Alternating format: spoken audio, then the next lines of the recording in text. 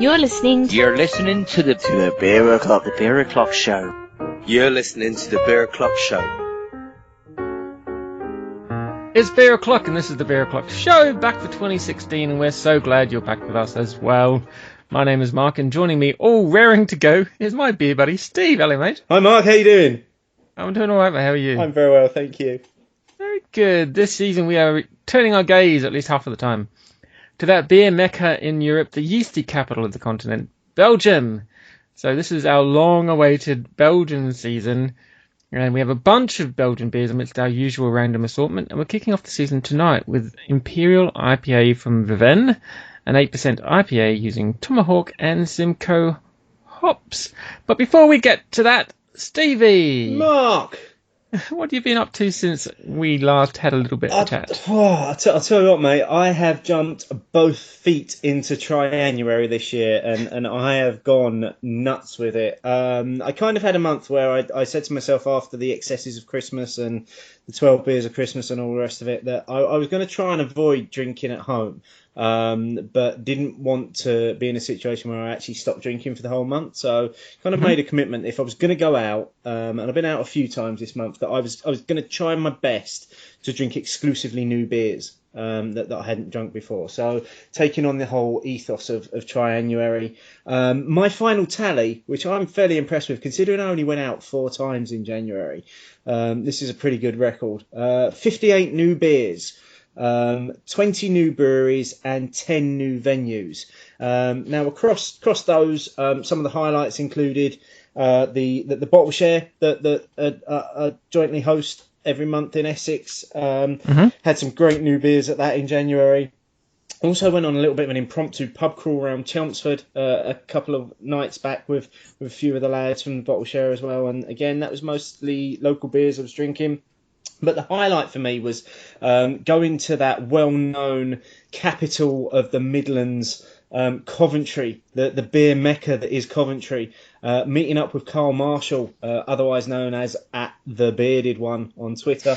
And Carl took me to Twisted Barrel Brewery, which is a microbrewery just on the outskirts of Nottingham, walking distance from town centre, with the most amazing range of beers on offer in their tap room. And upon arriving there, I was handed 9% Belgian triple called Wake Up Juice. It was mango and passion through. It was proper Coventry murky, but really got me ready for this season. A really tasty beer, and I'm really grateful to Carl for taking me down there, and to the hospitality that the guys from Twisted Barrel showed as well. Incredible beers. Honestly, if you want to try these guys' beers, they're on eBrea, so you can get a box of their beers. You can use our discount code. Give them a try because they're one of the biggest up and coming breweries in the UK right now.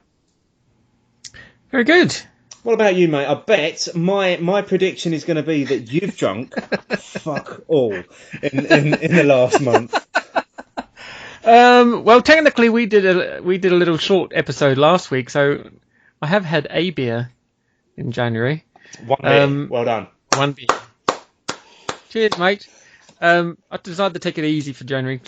Not technically dry January. I just didn't get around to it.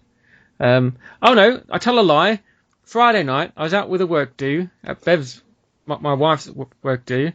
They had fucking Heineken and Stella, and that was it. Oh. Until I was at the bar. It took me 20 minutes to get to the bar at one point, and by that time I'd managed to do a reconnaissance of the beer fridge as I'm inching closer, and way back in the corner were some bottles of London Pride. So I snatched all those up. There were about 3 left, so I got 3 of them. Cost me £5 each. That was nice. That was a discounted bar. So, and because I'd been drinking Heineken already, I started necking. You know how you neck bottles of Heineken just to get it down here. You kind of end up with a taste for beer, don't you? And you suddenly have this new ability to just drink beer like it doesn't even need to touch the sides. Yeah. Doing that with London Pride, not as easy as I thought it would be, but I still had the motion going. So I downed 3 bottles of London Pride in about 45 minutes. Oh, good going. And then it was like, let's go home. There's nothing here. So we went home. So technically I have drunk beer. It's just not the kind of beer. Nothing wrong with London Pride, but, I wanted something a bit more fancy. No, and if you listen back to the show that we did with John Keeling, you've got to have 6 pints before it even starts tasting good. So But as you can see behind me, Steve, our listeners cannot. I've got a shitload of beer on my secondary beer shelf. The primary beer shelf is full. So I've got plenty of beer to keep It's me like you're going this building a year. beer fortress, mate. Honestly, I it's am. unbelievable. Yeah. One week I'm going to take a screenshot of what I get to see, and I'm going to share that with our listeners. So, it's been a long time since we were on, mate. Do you have any news? Mate, I've got a whole month's worth of news if you want to give me the pips to end all pips for this one, mate. Here you go.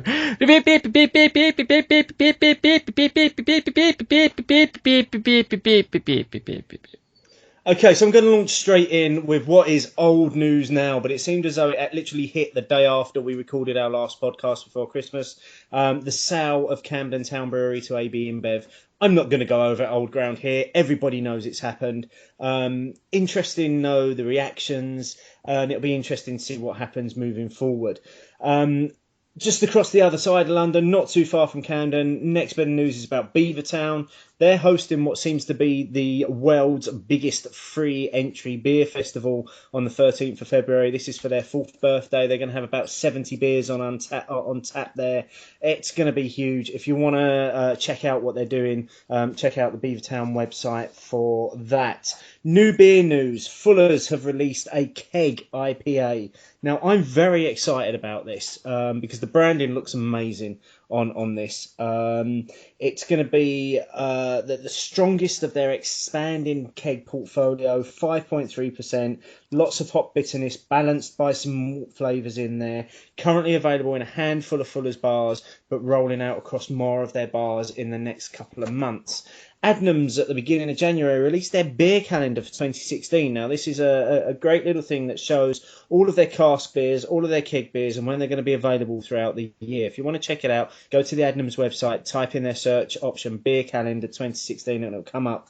Just a couple of things I want to mention on this one. They're doing an Olympics collab in August and September. Now, bearing in mind the Olympics is in Brazil, and Adnams recently did a collaboration beer with Brazilian Brewery, I'm very excited about this one because that collaboration beer was stunning. It was absolutely stunning. And if they pull it off again with this one on cask, it will be a beer to search out. They're also doing a Cashmere IPA towards the end of the year and a Christmas collab as well, which will be interesting to see what that's all about. They've also added a new beer to their Jack brand range, which is called Ease Up IPA. So, like I say, just go over to the Adnams website, search Beer Calendar 2016, and you'll find more information.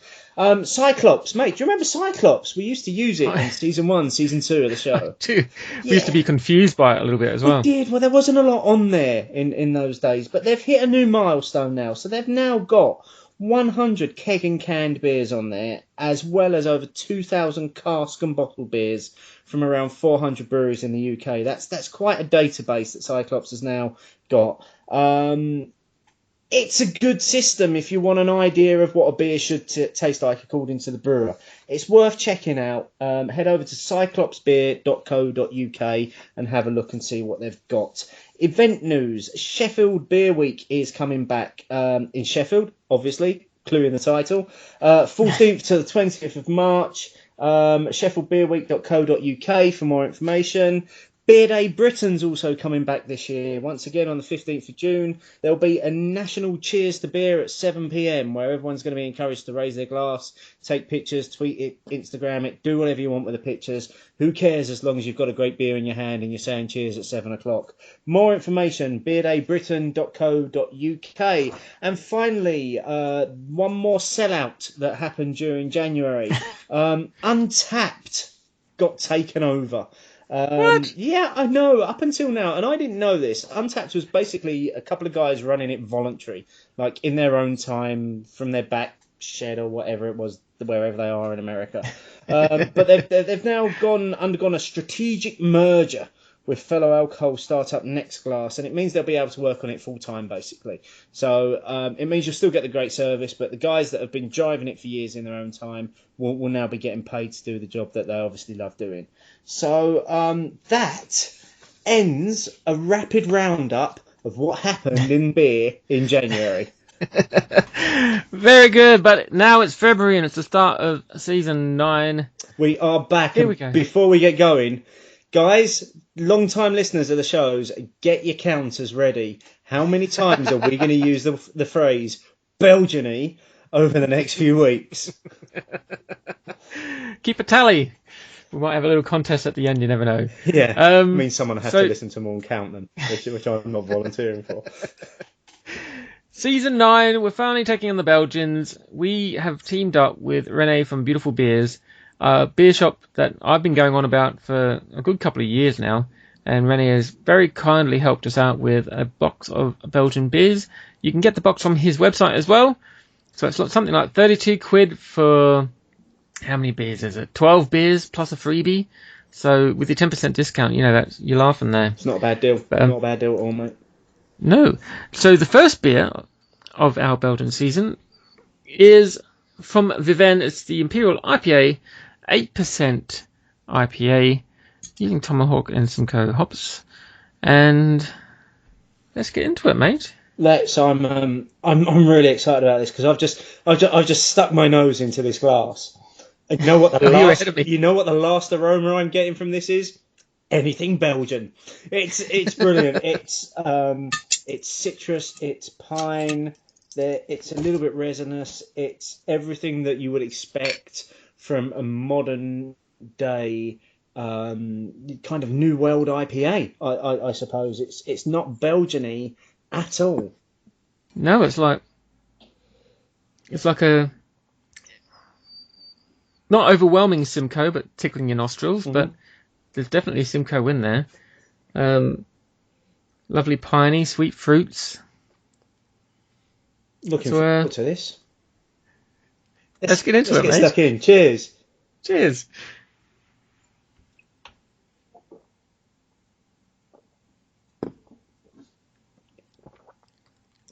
I do have to say though, it pours proper Belgian murky. That though.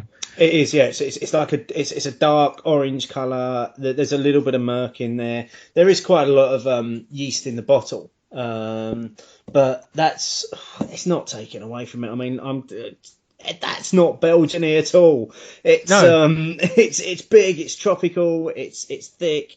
There's lots of flavours going on in there. It all follows through as you're taking sip after sip, and then on the finish you just get this sharp, biting citrus, lasting bitterness, which is pretty much everything that I look for in an IPA, and not in the slightest way Belgian at all, which is brilliant.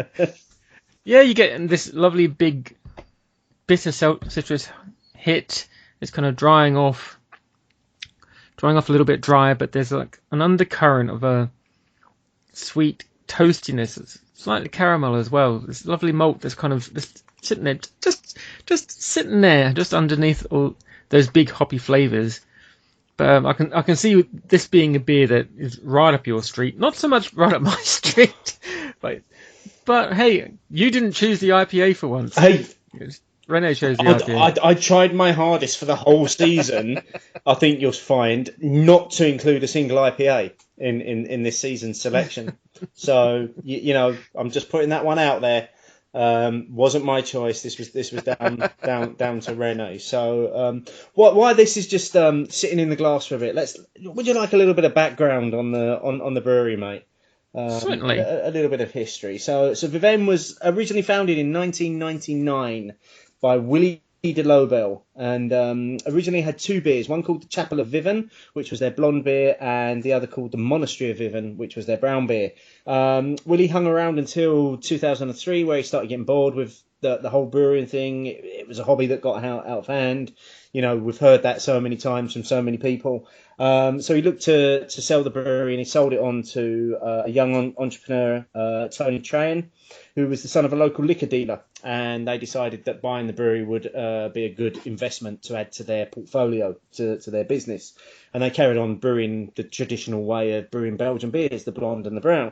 But since then, they've undergone quite a lot of changes. They rebranded, they improved the recipes, and they renamed the two beers to simply be called Viven Blonde and Viven Brown. Then in 2009, they decided to actually start expanding the range and taking it a little bit wider than Belgium. So they introduced new beers in a standard Viven Ale, a porter, an IPA, and obviously the beer that we're drinking tonight, the Imperial IPA. So very much a Belgian brewery, brewing some traditional Belgian beers, but also trying some new stuff as well. And I think the new stuff, from what we're tasting here, actually works really well, because they seem to have really nailed this in terms of the profile of an Imperial IPA. This is exactly what it should taste like in my mind. Yeah, so yeah, it tastes like a big IPA. It's wearing its ABV on its sleeve. That's for sure. You can tell Absolutely, yeah. It's quite punchy. Yeah. And those initial flavours are really bitey. You're getting that immediate bitterness kicking in there as well. But the head's kind of sticking around though. Lovely lacing around the side. It's like a lovely thick, creamy head that just seems, no matter how much I've drunk, it just because I'm powering through it, despite it being what it is, you know, that head is just sticking around. It's really, really, really nice, really creamy. Like you're saying, it's got quite a thick mouthfeel as well. Yeah, it's got lovely body to it. It's thick. It's a little bit syrupy. It's not overly syrupy. It's just a tiny little bit in there. It is full bodied. All the flavours just working so well together. There's a strong sort of backbone of the malts going on in there, but then you've just got these beautiful tropical flavours coming through from the hops. And yeah, it's like you say, it's everything. It's so tasty. And so not Belgian, which is really strange, because but at the end of the day, I'm gonna hold my hands up here. Rennie has done a great job of putting together these beers for us this season. He's somewhat of a Belgian beer expert, so we've left this in his capable hands. And if the remaining 5 beers that we're going to be drinking this season from this selection are anything like this, then I'm going to be a very, very happy man. But I imagine there are some episodes coming where I'm going to be using the word Belgian-y a lot more than I am tonight. Yeah, and again, a big thanks to Rene. He did provide these beers for us for this season, so we haven't paid for them, but that's not going to influence what we say. Never does. I just had a quick Google for this Viven Imperial IPA, because I know that some of the beers that we've got coming up are award-winning beers. I can't see anything for this one, but it does get an overall 98 score on Rate Beer, which with those snobs is not too bad. That's a pretty good score, actually. Yeah. For the style as well, there are a lot of it's up against a lot of big beers. It puts itself in that Imperial IPA category. All of a sudden, you're up against all sort of massive beers out there. But this is just like what an introduction to the Belgian season this is. Yeah, it's pretty class, isn't it? Absolutely. Do we have a hot topic, mate? Of course, yes. As always, people got really involved in this week. So this week's hot topic was what's the most important thing in bar choice? So put a poll out on Twitter, gave people 4 options: location, range, staff, or the feel of the place. Overwhelmingly, 50% of people voted for the range of beers being the most important thing in bar choice. However, there were a few people that had a few comments about that, which I should just share before asking you your opinion on it, mate. So, first of all, that table-loving Irishman, our friend at the Irish Beer Snob. Personally, staff make it for me. Like to be able to have crack. Range, etc. is nout without the folk behind the bar. Good shout. Wayne's Mrs. Beer Snob, piped up with going with a mixture. If a place has good staff, good beer, and a good vibe, I'll happily travel for it. Which was kind of something that was echoed by a lot of people. So Max Bobfield, and yes, Max, we are sticking with that. After first introducing it on our winter special, you've gone to the effort of either changing your Twitter name to Max Bobfield. You shall forever be known as Max Bobfield. Good on you, Max. Yeah, he basically says it's all of the above, but he does like to try different beers, so choice is important. Mark the Gas Man said, with beautiful knowledge, peeps behind the bar like Mark and Steve. Mark, flattery will get you everywhere, mate, with us, so keep that coming in. Our number 1 fan, Miles Lambert, a tough one to single one thing out. Figured a bar with shit beer wouldn't have a good feel to it, though. And again, another great comment. BZRB2B said, more often than not these days, it's price, which was a great shout, and that was the only person that mentioned that. I mean, sometimes you've got to be influenced by what the cost of a pint is going to be in a place and whether you'd be prepared to pay for it. And then finally, Martin Oates, feel of the bar for me. Been in some great locations with great range, but not felt it, so I've not returned. Mark, what do you think about this one, mate? What's your views on this one? Well, I'm going to go along with what Janice said, really, Mrs. Beer Snob, and a few others have said as well, that it is a combination of all of them. I've been in some great pubs with great selection, and, most notably a chain, which I won't repeat the name of. Absolutely no feel, staff are a bunch of snobs. I don't like going into those. Not Brewdog, before anyone wonders. But everyone's sitting there going, he's talking about Brewdog. He's absolutely... No, it's another one. You're talking about spoons, aren't you? No. Oh, okay. Another one. I'll tell you. Are there any other? I'll tell you when we're off. Yeah. Are there any other chains? I thought it was. Yeah, I'll tell you when we're off. Brewdog and Spoons, surely. They're the only two beer chains now, surely. Sorry, carry on. Great range is all well and good, but it does really come down to the feel of the place and the staff. We've got our local here in Streatham. The only beer that I will drink in there is Doom Bar, because otherwise it's just Stella, Kronenberg. They occasionally have Landlord on, which is a nice change. We don't go in there that much because there's only Doom Bar. But you go in there and it's nice and comfy, and it's like a nice neighbourhood pub. You can go in there and you can sit for an afternoon over a pint with paper or whatever. If you're going out for a night on the beer, you want to go to a place that has a good range, but also has friendly staff serving you. Because what's the point of going to a great place with a great selection if every time you go to the bar you think, oh, it's this prick serving me again? You just want to get out. Yeah. How about you, mate? Well, I think for me it's an interesting one. I mean, the least voted for category out of the four that we offered was location. Only 6% of people said it was that, and I for one am not bound by location. I have travelled the length and breadth of this country to find Magic Rock beers, for instance. They might be being served in the country's shittest bar, but if that beer is on, I'm going to want to get there and want to try it. However, for me, I think I'm going to go with what Martin and Janice and Max said about these sorts of things. For me, the thing that's going to get me there is the range of beers that are on offer. That's what's going to get me there in the first place. What's going to keep me there is if it's got a really nice feel to the place and the staff are knowledgeable and friendly. If without that, I'm not going to go back, no matter how good the range of the beers are. If I don't get treated well, or they don't want to engage me in conversation, then I'm not interested in going back. So for me, it's really a combination of the three of those. Like I say, it's the range to get me there, but then it's the other things that are going to keep me coming back. Yeah. But I mean, Hot Topic, it's great that people are really getting involved in this every week now. And you can still get involved listening to this week's podcast. Just tweet us, use the hashtag Hot Topic, have your say about it, and there'll be another Hot Topic coming along next weekend that you can get involved in time for next week's show. Indeedy, and we always like hearing your views. Instagram of the week, mate. Do we have a prize winner? We have. I mean, there have been some great pictures during January, and it's been tough to keep up with them all. But I do try to almost limit it to the last week of what's been happening. And you know what, mate? I've gone all out this year. I have got the biggest box that I've ever managed to get my hands on before. I've opened that box up and I've filled it with more nothingness than ever before.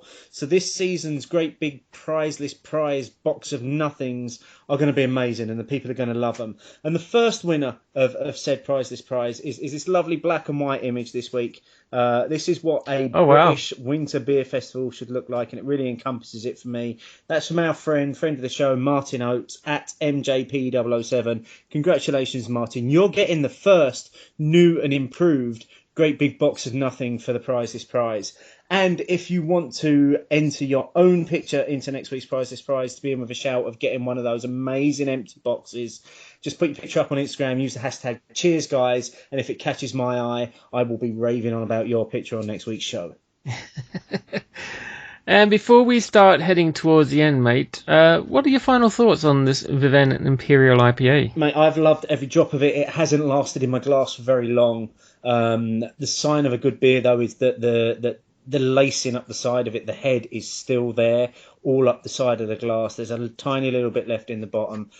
From beginning to end, aroma, flavour, the feel of it in my mouth, the finish of it, everything that I want in an Imperial IPA. I've been absolutely blown away by this beer tonight, and I've really enjoyed it, and I'm really grateful to Rene for putting this one in our box. Indeedy. Pretty good introduction for the Belgian season for you. We've got some proper Belgian-y shit coming up in the rest of the month. We've got a Trappist, we've got an Amber, we've got a Saison, all sorts. Yeah, it's supposed to be. It's a classic saison, and it's one of the most revered saisons as well. So I'm actually quite looking forward to doing it, because when I've tried the classic saisons, I've not been too adverse with them. It's when kind of these craft breweries try and make them a little bit funky, and they put a bit too much funk and other ingredients in them that I don't really like the saison. Yeah, so again, a big thanks to Rene. You can get the Beer Show box on his website. Check out our website, beerclockshow.co.uk. Click on the Season 9 beer list, and you can see all the beers there, and a link to Rene's shop, Beautiful Beers, where you can get the box, 10% discount. And you can also get a 10% discount from Ales by Mail, Beer Merchants, and Ibria. So check out, again, our Season 9 beer list for their discount codes on any beers from their website. What's coming up next week, buddy? Next week we have our first guest of Season 9, and it's a returning guest. It's Pete McCary from brewgeekly.com, and he is coming along, and he's got his very own hop topic as well, which is one that I'm really looking forward to putting out next Sunday, seeing what sort of discussion it brings up, and also discussing with Pete on the show as well. But in addition to that, we are actually going to be drinking a beer as well, and we're going to be drinking the recently released Island Records Session IPA, so look out for that one. Very good. Don't forget, check out our website, beeroclockshow.co.uk. We're on Twitter at beeroclockshow. We're on Instagram at beeroclockshow. Steve is on Untapped at beershowsteve. I'm on Untapped at beershowmark, and on Twitter at beershowmark. And my new blog, tastelike.beer, featuring beer reviews that are over a month old. So go check that out. We're back. We are back. Steve, we're back. We are back. We've got a big run ahead of us. We've got some great beers coming up. It's going to be an amazing season. I cannot wait. Indeedy. But until next week, it's been the highlight of my week. And mine. Bye-bye.